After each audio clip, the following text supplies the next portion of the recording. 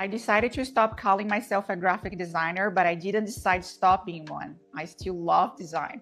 But I know that sounds confusing, but this is what happened.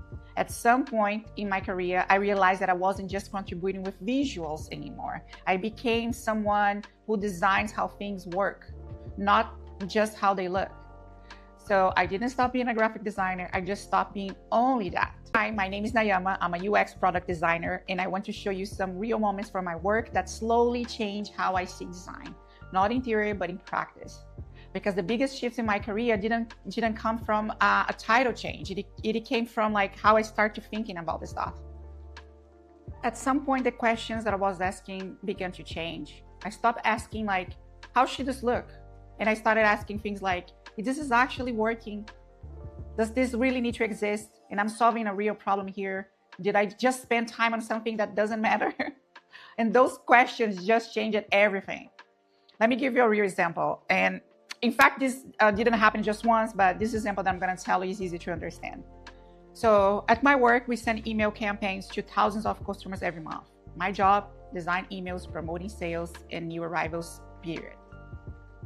At some point, I looked at our emails and I thought, you know what? This is outdated. Too much information, too many fonts, too many colors, too many things happen at once.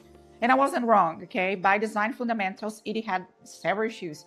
But after long discussions with the board, and I got approved, and so I went there and redesigned it.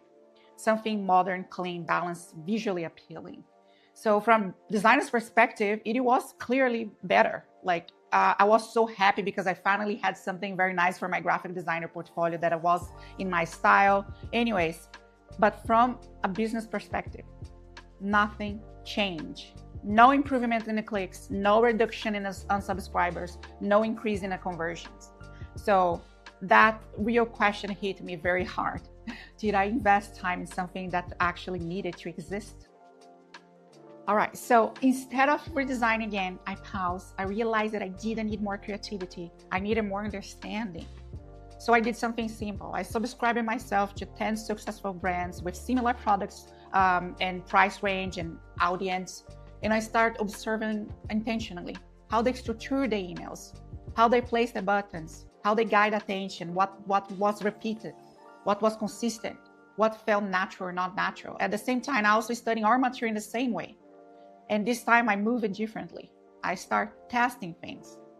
I tested small changes, buttons placements, layouts adjustments, simplifying section without breaking the structure, I avoided like all aggressive changes. I was acting with more intention. So slowly we start to see improvement. And because we're seeing what was working and what was not working anymore. So then we get that and use the data to design.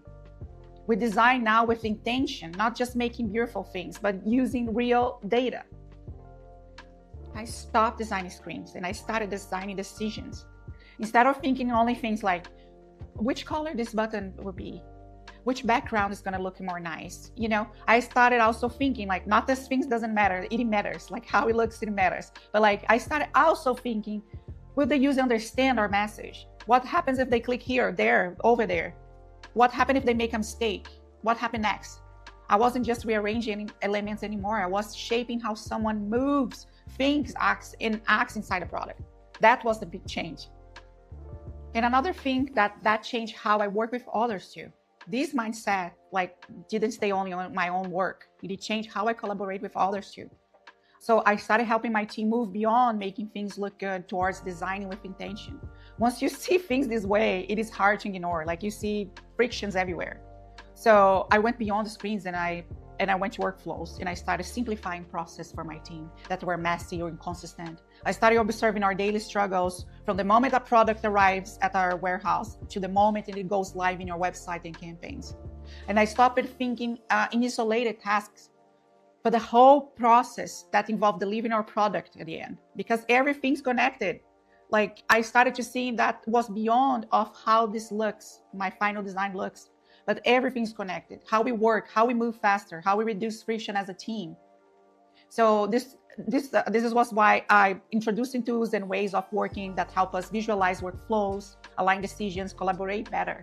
Because the good design in our work goes beyond the visuals. It involves also the time, the process, the delivery, the results. So no, it wasn't a moment. It wasn't a switch like, now I'm no longer a graphic designer. Like, it was like a slowly process based on our daily work.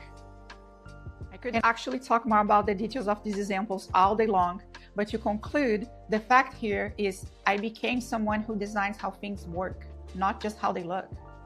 And this whole process made me realize I had already crossed that line. And I was no longer just a graphic designer. I was someone who designs experiences. All right, I hope these examples also help you reflect about what designers do and what really matters beyond titles. Thanks for watching this video, and I see you next time. Bye.